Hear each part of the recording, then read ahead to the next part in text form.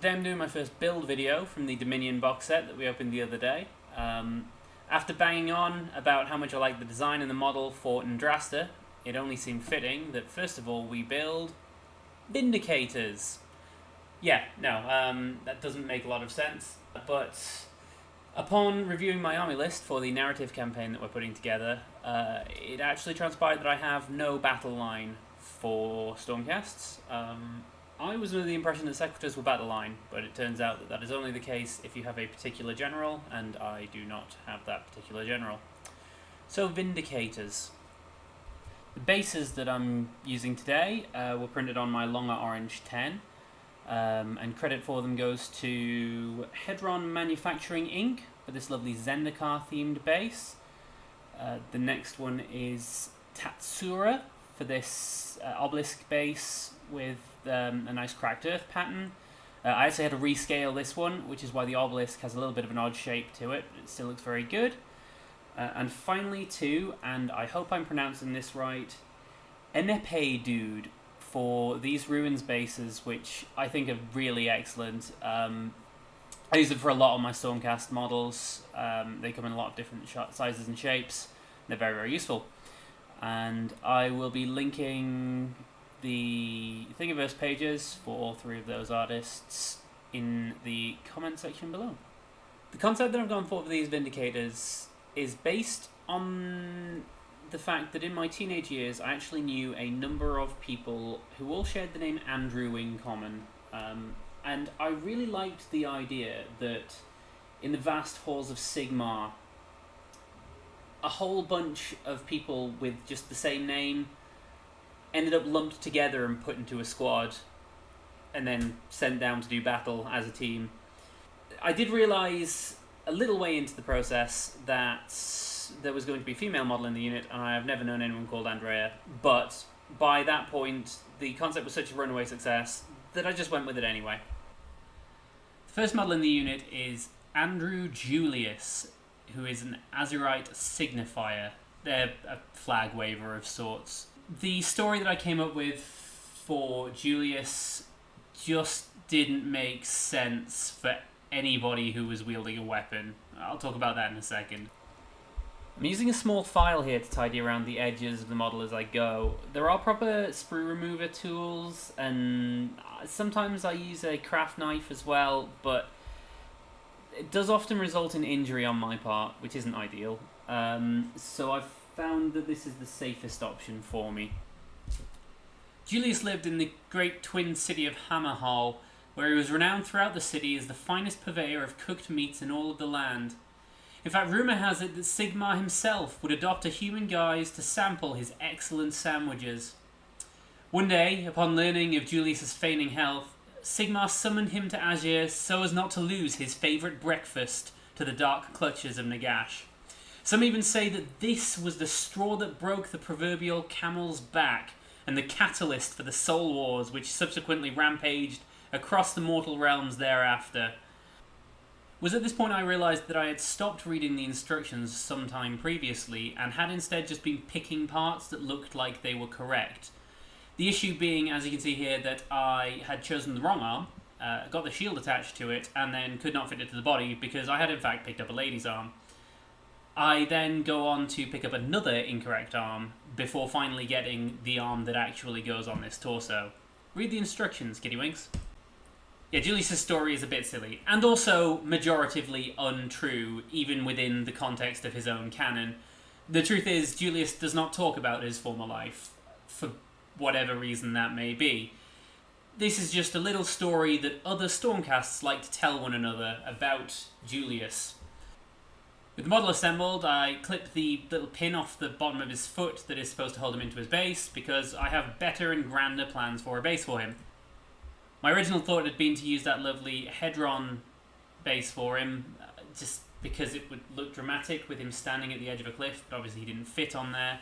He fit very nicely on that second base, and here he is, proud and ready to serve at Sigmar's leisure. A quick off-camera fidget and a little shuffle around of the instruction book later, and I was ready to begin work on Lucas de Andrew. I say that, but I had to find the right bloody sprue first. They all look really similar, being grey plastic with armour on them. Lucas was the first story I actually wrote for this unit, and he was a farmer on Gur. One day in his 30s, he answered a shout from a young shepherd who had seen a wolf kill one of his flock and then disappear into the woods. The pair had chased the beast in order to prevent it from returning, but upon reaching a clearing several miles from town, it transpired that the attack was bait for a cunning orc trap. Lucas created an opening for the shepherd to escape and warn the village. Fighting bravely with nothing but his crook, Lucas was able to hold his own for almost an hour against the warband, killing two and seriously wounding their leader, a gruesome creature known to his tribe as Man Muncher. Finally, exhausted and defeated, the last sight Lucas would see was the assembled militia of his village breaking the tree line and smashing into the unprepared Auric force. For his bravery and self-sacrifice, and his heroic effort in spite of his inadequate training, his soul was spirited to Sigmar's side that he might be able to save even more lives. One thing I noticed after finishing these guys is that out of the entire unit, Lucas looks like he's going to be the nicest to paint, purely because he holds his shield quite far from his body, so there are no recesses that are going to be an absolute pain in the bum to get to, which is nice. Thank you, Lucas. We appreciate your support. Less nice was how many raggy edges I got when I cut the shield off the sprue, for absolutely no justifiable reason. After tidying up his shield, I fitted it on the arm, and then when I fit the arm onto the body, I found that the shield was actually bending the spear. Look at that. So it turned out I actually had his spear arm in the wrong position. There it is, much better. I tried the Hedron base again because I really like that base and it's really dramatic, but it was no good. I tried him across that one, but the chasm was too large, so ultimately I settled for this one with the little bit of ruin just for decoration. Just a low piece of pillar. And there he is, that's Lucas de Andrew in all of his glory. Look at him, isn't he lovely? After another period of fidgeting and not tidying my workspace to a degree which I would find satisfactory looking back upon it, I was ready to begin work on Andrea Venandi. She's singular amongst the unit for being the only model who isn't loosely based on a person that I actually know, which is a dubious claim to fame at best.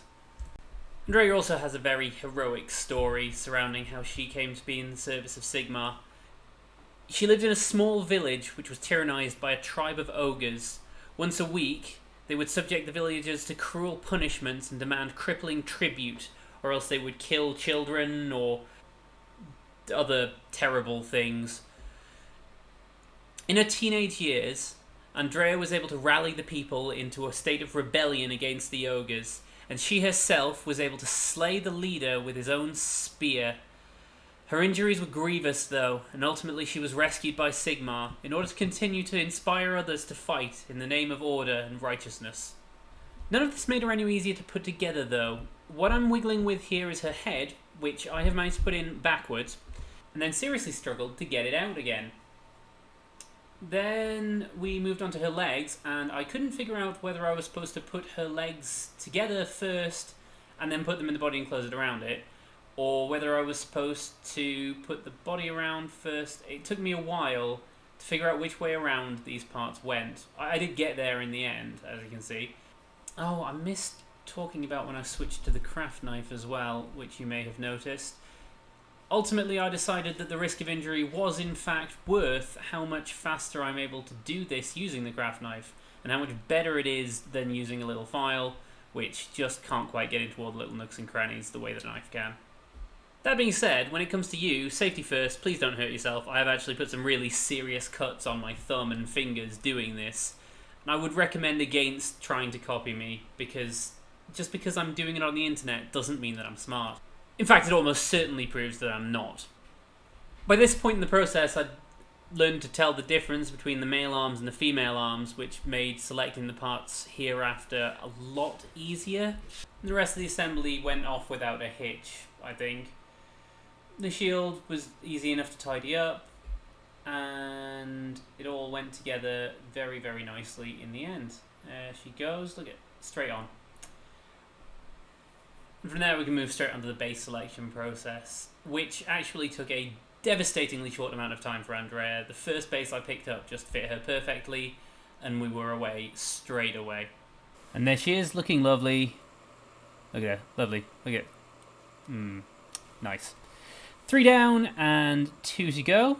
The next one on the agenda is Andrew Adstartus. A true master of the spear, Adstartus was made a prime immediately.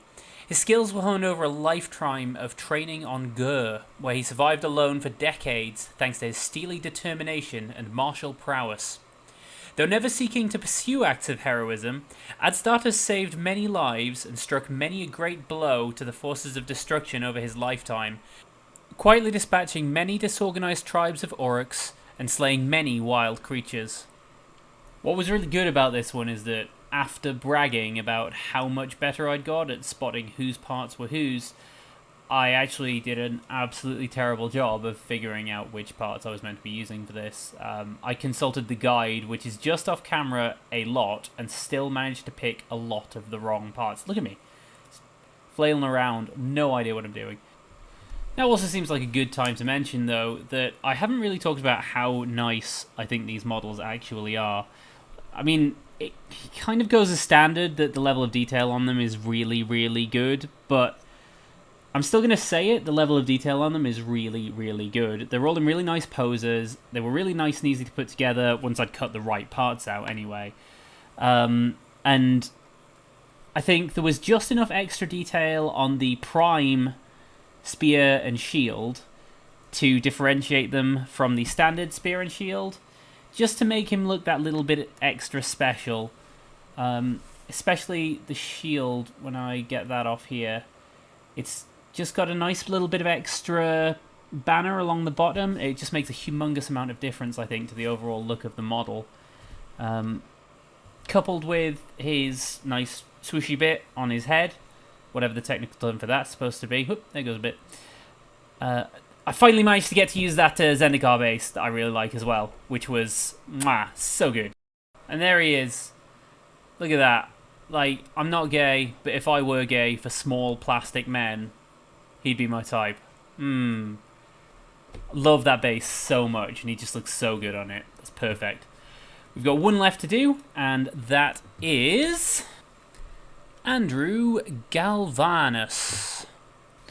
What happens here, which you might find a little bit amusing, is that I could not, for the life of me, work out which parts were coming off which sprue for this model. I fannied about with it for an unreasonably long time. This is it at 3 times speed, and it's just hovering there off camera. Just look at it. My goodness. I just had no idea what I was doing at all. The problem was that I had already chosen the Andes as the theme here, and the standard units for this was for I think it was 2 females to 3 males per 5 models. So I was having to break into what was effectively the second 5 to make up the 10, which was clearly beyond my intellect. Like, I just could not, for the life of me, get this right. Eventually, though, I did actually get some parts off the sprue and start building him. And that seems like a good place for me to begin telling you the story of Andrew Galvanus. Andrew Galvanus was a brilliant mind and an excellent tactician, and he would have made an excellent addition to the Knights Arcanum or the Knights Incantor. However, his arrogance proved difficult to temper during the reforging process. In an attempt to teach him humility, while working on his martial prowess, Galvanus was assigned to the Vindicators in an attempt to help him reach his full potential. Together as a unit, the Andes was sent forth to the realm of Akshai to serve under Eleanor Brightheart. They were to act as the figurative and literal spearhead of her forces, the main stalwart defenders of truth and justice and all of the other wonderful things that one expects from a Stormcast Eternal. Base selection for Galvanus was very, very simple because I had used all the other ones, but it did just so happen that he fit nicely on the last available base, which is always a bonus. Standing nicely across the little chasm that base has on it. So that was a plus. And here they are in all of their assembled glory, unpainted, but still proud.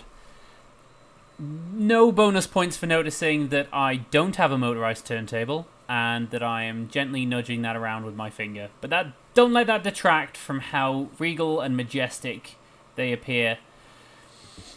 These guys, as well as the rest of the Honest Hearts Storm host, will be used throughout my ongoing narrative campaign, which will begin just as soon as I manage to get my players together and get Kieran to come back out of his house, because I haven't seen him in nearly a month. And that's sort of becoming troubling now, but we'll deal with that when we have the opportunity. That's it for today. I hope you enjoyed our video, and I will see you in the next... Well, you'll see me in the next one. I won't really see you, unless technology comes a very, very long way before I launch another video.